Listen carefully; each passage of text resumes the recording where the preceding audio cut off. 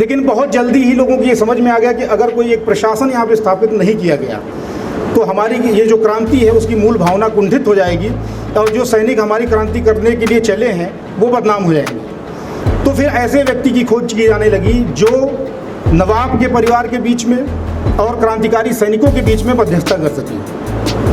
और जब वो खोज की जाने लगी तो उस समय जो नाम उभर कर आया उसमें सबसे बड़ा नाम और सबसे पहला नाम था राजा जयलाल सिंह का।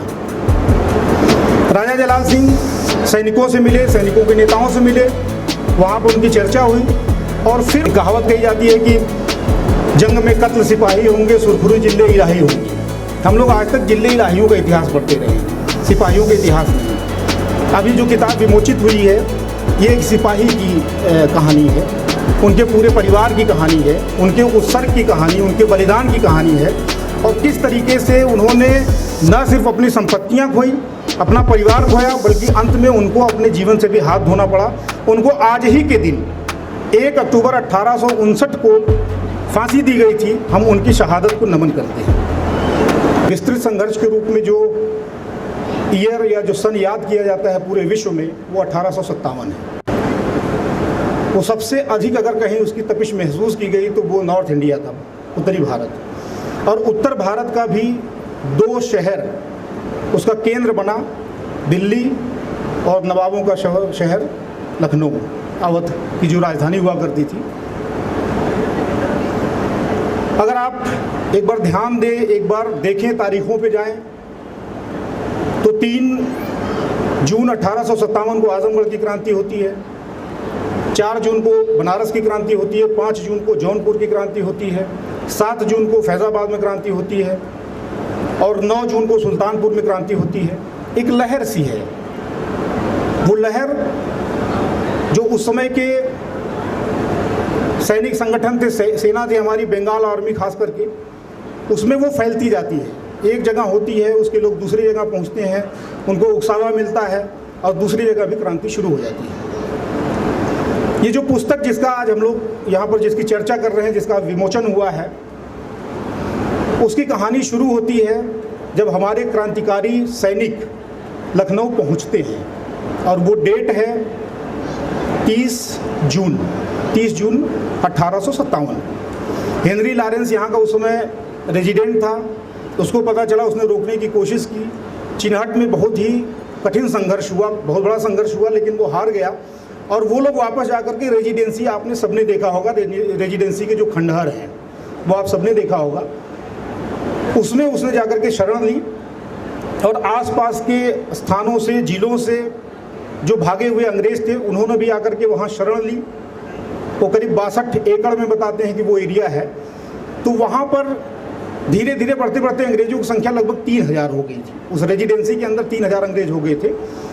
और जब शुरुआती दौर में, आरंभिक दौर में हमारे सैनिक आए, क्रांतिकारी सैनिक, क्रांति की शुरुआत करने के बाद शहर लखनऊ में उन्होंने प्रवेश किया, तो उस समय यहाँ कोई सत्ता नहीं थी। जो नवाब थे वो तो बहुत पहले डिपोर्ट करके उनको कलकत्ता मटिया बुर्ज भेज दिया गया था, नवाब वाजिद अली शाह को। तो एक तरीके से यहाँ पे कोई प्रशासन था ही नहीं, मौजूद नहीं था कोई प्रशासन। और जिसका खामियाजा, जिसका नतीजा ये था कि शुरुआती दौर में यहाँ पर बहुत सी अव्यवस्थित चीज़ें, जिसको कह सकते हैं, सैनिकों के द्वारा हुई, लूटपाट भी हुई।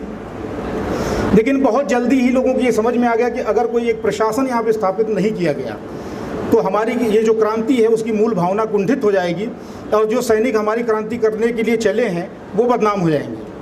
तो फिर ऐसे व्यक्ति की खोज की जाने लगी जो नवाब के परिवार के बीच में और क्रांतिकारी सैनिकों के बीच में मध्यस्थता कर सके।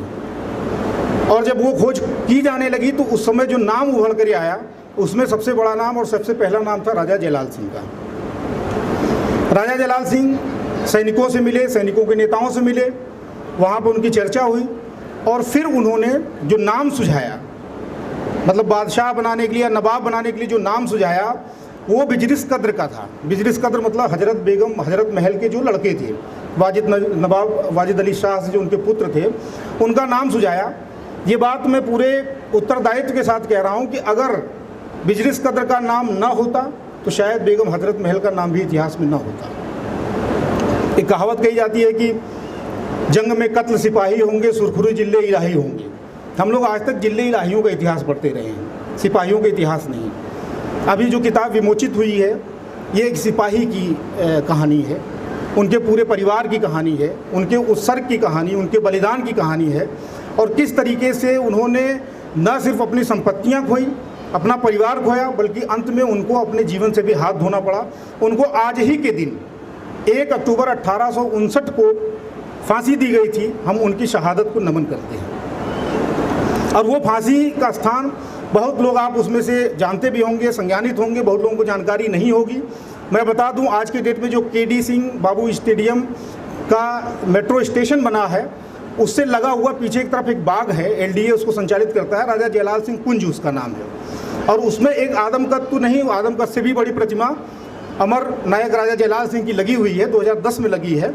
और उसके ठीक पीछे आप देखेंगे तो प्रेस क्लब है, उसकी पुरानी बिल्डिंग है। वो वही जगह है चांदी वाली बारादरी जहाँ पर बिजलिस कद्र को बतौर नवाब सिंहासन पे बैठाया गया था, गद्दी नशीन किया गया था। और वो गद्दी नशीनी भी राजा जयलाल सिंह के ही देखभाल में हुई थी। जो समझौता नामा लिखा गया सैनिक सेनापतियों के बीच में और नवाब के परिवार के बीच में, वो भी राजा जयलाल सिंह ने अपने हाथ से लिखा था और उसकी उद्घोषणा पढ़ करके भी उन्होंने की थी। लेकिन जब उसको बेगम के साइन के लिए भेजा गया तो किसी तरह से गलती से गिर गया और वो खो गया कागज। तो अब उस आदमी की विश्वसनीयता देखिए कि जो सैनिक सेनापति उस समय थे, कमांडर थे, उन्होंने हाथ उठा के कहा कि अगर राजा जयलाल सिंह इसकी गारंटी ले तो हमें कागज की परवाह नहीं है। सोचिए कि कितना विश्वास रहा होगा उस आदमी में, उस व्यक्ति में। और वो विश्वास सिर्फ विश्वास तक सीमित नहीं था। अगर आप देखेंगे तो रेजिडेंसी का घेरा करीब 5 महीने तक चला है। वो 5 जुलाई 1857 को जो समिति बनी, जो प्रशासन स्थापित हुआ, जो नवाब के लड़के को नवाब बनाया गया बिजलिस कद्र को, उसके बाद से वो घेरा रेजिडेंसी पे शुरू हुआ और वो अगले 5 महीने तक लगातार चलता रहा। 3000 लोगों को 8000 सैनिकों ने घेर रखा था। और जो समझौता नामा लिखा गया था वो बड़ा इंटरेस्टिंग है। उसमें सैनिकों ने कहा कि हमारी तनख्वाह वैसे तो हर महीने की 6 रुपये होती है, लेकिन हम 12 रुपये लेंगे और 3 महीने की हमें एडवांस में चाहिए। तो जब उनका खजाना खोला गया, मिफ्ताउद्दौला जो उनका खजांची था, जब खजाना खोला गया नवाब का, तो उसमें सिर्फ बर्तन थे चांदी और सोने के और ज़्यादा से ज़्यादा 4 लाख रुपए के। आप समझ सकते हैं कि 8000 सैनिकों को अगर निरंतर हमें तनख्वाह देनी है, 3 महीने का एडवांस देना है और हजारों लोग जो यहाँ इकट्ठे हैं उनको भोजन पानी की व्यवस्था करनी, तो कहाँ से होगी। उसमें भी राजा जयलाल सिंह ने ही मदद किया। राजा जयलाल सिंह और मम्मू खान 2 नाम मिलते हैं जिन्होंने खबरी नियुक्त किया 7 रुपये सैकड़ा पे कि तुम खोज के बताओ कि किनके घरों में पैसा गाड़ के रखा गया है। जो नवाब के पहले के पुराने दरबारी लोग थे तो उन्होंने कई नाम बताए, अगही खान नाम बताया, नकी खान नाम बताया, उसमें से कई चले गए थे वाजिद अली के शाह के साथ।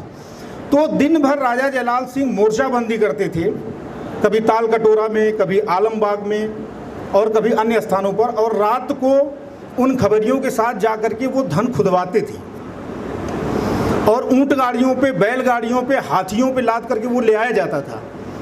और जो ज़्यादा इंटरेस्टिंग चीज़ है वो अब मैं आपको बताने जा रहा हूँ कि उस समय के 1857 के दौर में मम्मू खान ने और राजा जयलाल सिंह ने जो पैसा खोद करके या जिस मूल्य का सामान दिया था उसकी कीमत लगभग 13 करोड़ रुपए आती है। आप सोच सकते हैं कि 1857 में 13 करोड़ कितना मूल्यवान रहा होगा। अगर वो पैसा ना होता तो जो 5 महीने तक हमारा वो घेरा चला है रेजिडेंसी पे और उसके बाद भी 4 महीने तक यहाँ पर संघर्ष बना रहा, यानी कि 9 महीने तक लखनऊ का संघर्ष चला है, वो संभव नहीं था।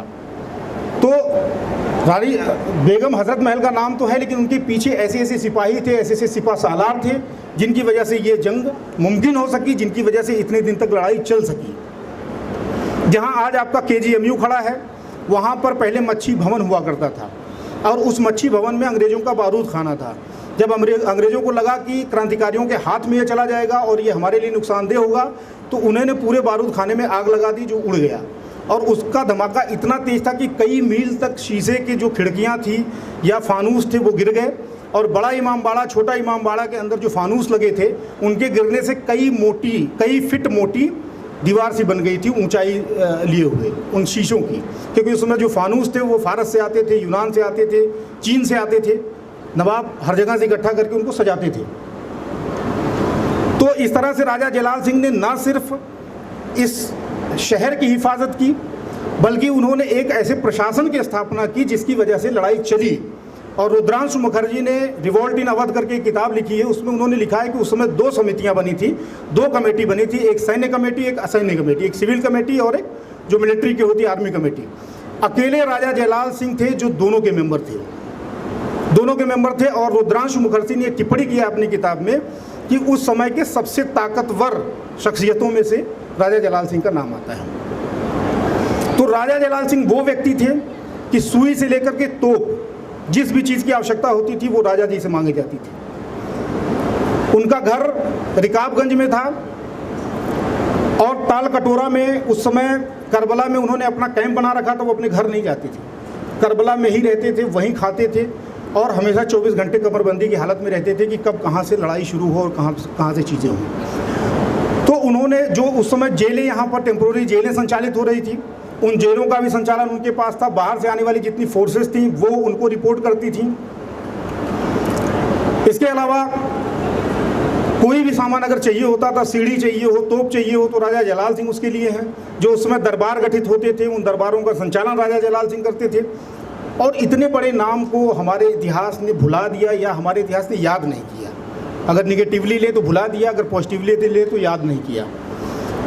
तो जो मैंने कहा था कि ये सिपाहियों का इतिहास है और उसका लिखा जाना भी ज़रूरी है, उसका पढ़ा जाना भी ज़रूरी है। जहाँ पे आप बैठे हैं, बलरामपुर गार्डन में जहाँ आप बैठे हैं, इसके बगल में सिकंदर बाग चौराहा है और सिकंदर बाग है। 120 वर्ग यार्ड बताते हैं, वर्ग गज का वो एरिया है।